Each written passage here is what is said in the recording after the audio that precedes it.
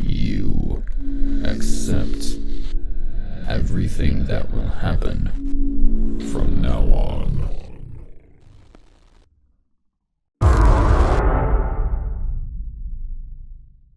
As ashamed as I am to admit, it actually took me a good few days to realize the game title, Deltarune, was an anagram for Undertale. Once I observed this, I knew for sure this game would not so easily give up its secrets.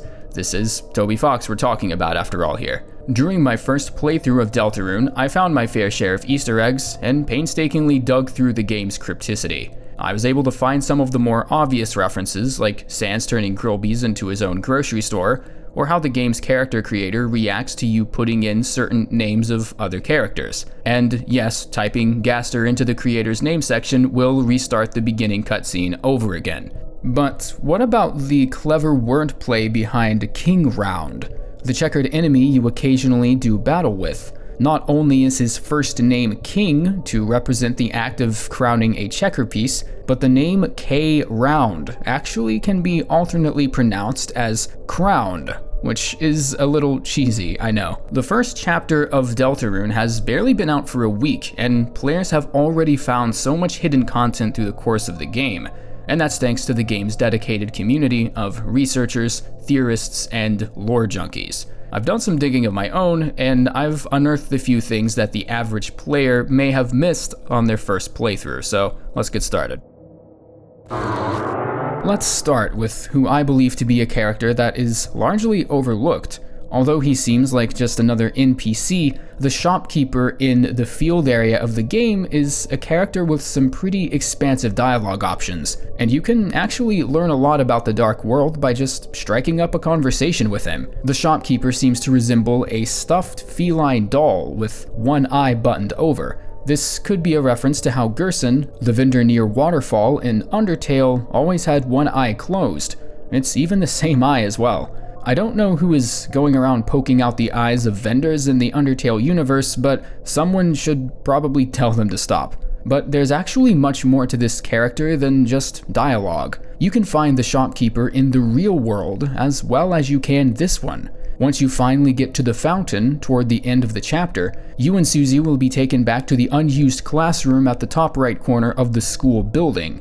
And here you will see a lot of real-world items that represent some of the things in the dark world that you saw, fought, or befriended. The chessboard with pawns on it, much like the pawn enemies that attacked you, the playing cards distributed on the floor, and there actually is a stuffed doll in the top left corner below the chalkboard that closely resembles the old shopkeeper. Next, let's talk about the meaning of these 4 tombstones right here in the cemetery in the hometown area. The engraving we get from the first tombstone is an obvious one. Gerson, the vendor from Undertale you find in the waterfall, is given his own tombstone, accommodated by a memorial bench with text that reads, "Throughout my career, some of my best ideas came from dreams. Take a rest here. If anyone asks, you're writing." So, in Deltarune, Gerson has deceased, evidenced by his gravestone by his own memorial bench. The other 3, however, are quite interesting. I'm going to read these in order from left to right and see if you can find any common ground that these tombstones may have. The second reads, "Crystal, a snowy gemstone for a proud mother." The third, "Mutler, a big bone for the leader of the pack." And for the fourth and final tombstone reads, "Shira, a karaoke microphone for a brave singer." These 3 gravestones are actually characters that were turned into amalgamates during the first game. Snowdrake's mother, Crystal, Mutler, who would eventually become Endogeny, and Shiren's sister, Shira. Another reference involving a character previously from Undertale is a man named Burger Pants, an employee at the MTT brand Burger Emporium, and he actually references one of the enemies you encounter in Five Nights at Freddy's, specifically referencing a purple guy in his dialogue. This is brought up when the character begins chatting about his fellow coworkers, one of which he describes to be a purple guy that he works with. He goes on to clarify that he actually doesn't know whether or not the person he's describing even works here. His dialogue is clearly discombobulated, and it seems as though this purple guy he is referencing in his dialogue would reasonably be some sort of homage to the mysterious purple figure that makes recurrent appearances in the first few Five Nights at Freddy's games. Next, I want to talk about some of the discrepancies in the Nintendo Switch edition of Undertale. A lot of people weren't expecting that much hidden content to come with a new port of the game, and as these games porting over to new platforms are exciting, they aren't generally exciting for that reason. Undertale's Clam Girl has always talked about a mysterious girl named Suzy, and for a while that didn't make a lot of sense, at least until Switch exclusive dialogue from Clam Girl was dug up. "So you never met my neighbor's daughter," the text reads. But please don't despair, because the time that you will meet her is fast approaching. As the text concludes, Clam Girl's appearance contorts and assumes the appearance of, dare I say, a follower of Dr. Gaster himself, an extremely integral character in the Undertale universe whom we know is responsible for creating the core. Followers of Gaster in the first game were characterized by their grayscaled appearance and enigmatic explanations of Gaster's fate. Whereas one NPC would say he fell into his own creation, another would say he actually shattered through space and time. And when describing the various ways he supposedly met his end, it's dialogue that seems almost cultish in a way. People began noticing this difference in the Switch version only around a couple weeks or so before Deltarune was actually announced and put up for download. And this is where I should probably be warning you about potential spoilers if you haven't played the game through to its completion. So there's something interesting that happens to Suzy around halfway through the game. It's important to note here that during the course of the game, Suzy is very much characterized by anger, bad manners, and exudes mannerisms of your average school bully. Even her facial features in the dialogue window seem a little grotesque and malicious. Suzy, due to her spiteful personality, ends up joining a mysterious character in the Dark World named Lancer. This character is someone you will end up confronting later on, and as you defeat him, Suzy will do something she's never done before. She will actually voice a very explicit concern for Lancer's physical state, and make an effort to defuse the altercation before he gets seriously hurt. This is the first time we've seen Suzy exercising any caring emotion toward any other character in the game. And once Suzy rejoins your party, checking her stats in the party menu will reveal that her rudeness stat has gone down to 99, from where it was initially at 100. An interesting little nuance that I thought deserved some attention. This next one is quite a literal Easter egg, albeit somewhat of an obscure reference that not a lot of people may get. Returning from the secret area where you obtain the egg from the man behind the tree, you can actually use this egg for something. You can find Asgore in the hometown area and place this egg in his fridge. Before this, when opening the fridge, an information window will say to you that there is but only a single pickle in a jar and entirely nothing else in the fridge's contents. After placing the egg in the fridge, you can open it again, and its contents are a little peculiar. The information window is now telling you that there are actually 2 eggs placed inside the fridge. Restarting the game and playing through a new save file, the egg you placed will still be there, although it will be only 1 egg instead of 2. Now, if you haven't played a game called Chrono Trigger, this might not make a lot of sense to you. For starters, Chrono Trigger and Earthbound, as you can probably guess, were 2 huge sources of inspiration for how Undertale's RPG elements were concepted, so it's no surprise Deltarune references a game like this. After Chrono sacrifices himself to Lavos in the underwater palace, the remaining members of the party can actually participate in a side quest that brings Chrono back to life using something called a time egg.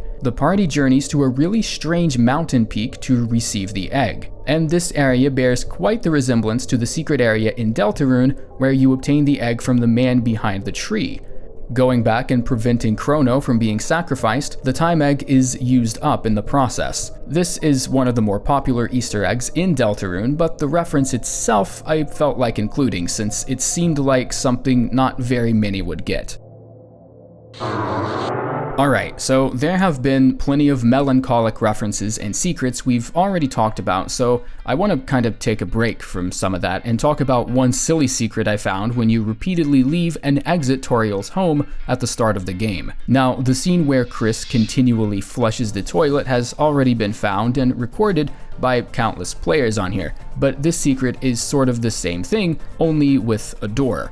As you know, the more you flush the toilet, the more windows of dialogue you will be hit with. Eventually, it gets to the point where Toriel voices concern about the plumbing bill and tells you that you will be responsible for paying it. There's actually another thing you can do that has sort of the same effect. Leaving and entering Toriel's home will prompt some dialogue. The first dialogue you get will read, "Back again? My, you are active today, are you not? Perhaps you can use some of that energy to wake up on time. Your brother cannot carry you to school anymore, you know." And after you do this, I think 7 times, Toriel will talk to you again, this time with a little more sarcasm. "Chris, why do you keep leaving and coming back? Would you like me to install a revolving door?" Come back a final 8th time, and Toriel will give you probably the most interesting and eye-opening dialogue in this entire game. "Chris, you know that if you click the bell next to the sub button, it will be much easier to stay up to date with future videos, right?"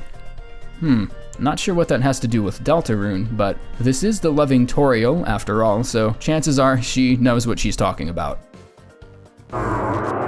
Next up is something that took me a much longer time to observe than I kinda care to admit. Undyne, if you remember in Undertale, was characterized by her iconic eye patch. Now, this eye patch, as fan theories have speculated, may be here for a myriad of reasons. The most popular theory being that Gerson was Undyne's childhood hero.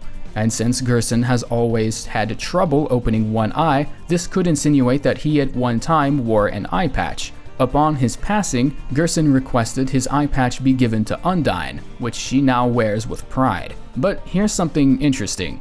Whatever alternate timeline in which Deltarune takes place, Gerson is deceased, 1, and 2, Undyne never wears the eye patch. Whether we catch a fleeting glance at her directing traffic or performing her duties as a crossing guard during school hours, we never actually see a point in Deltarune where Undyne wears her iconic eye patch like she had in Undertale. This may suggest something about Gerson's life during this timeline in Deltarune, and that Gerson may have not been the childhood hero to Undyne like he was in the events of Undertale.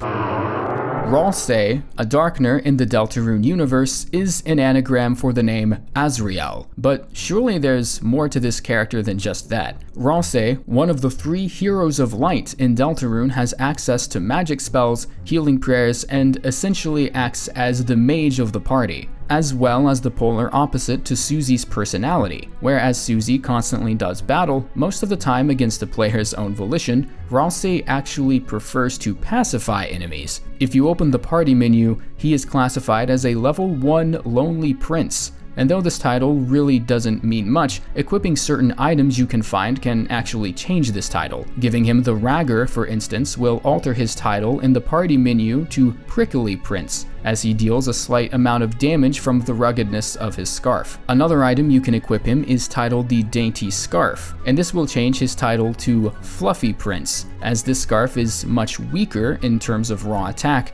but amplifies healing spells for a nice trade-off. Another thing I noticed about Ralsei's character design is not only the name being an anagram to Azrael, but the game takes it even further than that. And if you invert the colors of Ralsei's character, the result is an almost picture-perfect clone of Azrael himself, Chris's brother. Minus the glasses, of course.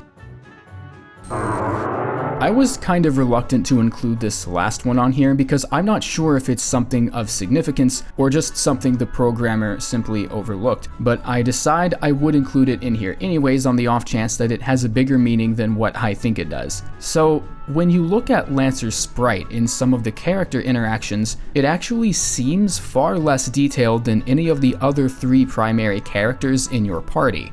In fact, upon closer observation, Lancer is the only character that does not have a walking animation, or at least one that's easy to see. In most character interactions, he seems to just glide around the picture while locked in the same pose. Suzy, Chris, and Ralsei all have very deliberate and animated behaviors, whereas Lancer, on the other hand, seems lacking in physical gestures. As everyone is aware, games like these usually do things like this on purpose, and I'm sure this could contribute to a larger theory involving Lancer's state of being. This is only Chapter 1 we're analyzing here though, so I think I'll have to reserve any speculation on this until we have more of the game to work with. It took me 3 years to realize that though I played Undertale a few times through and spent a good part of 2015 just completely in love with how the game told its story, I never actually did any extensive content on it. And I'm looking to hopefully change that with Deltarune, so as more chapters are released for the game, expect to be seeing a lot more Deltarune coverage in the future. And make sure to take Toriel's clandestine and totally genuine advice and follow the channel if you like to see more uploads in the coming weeks. Thanks for sticking around, guys. See ya.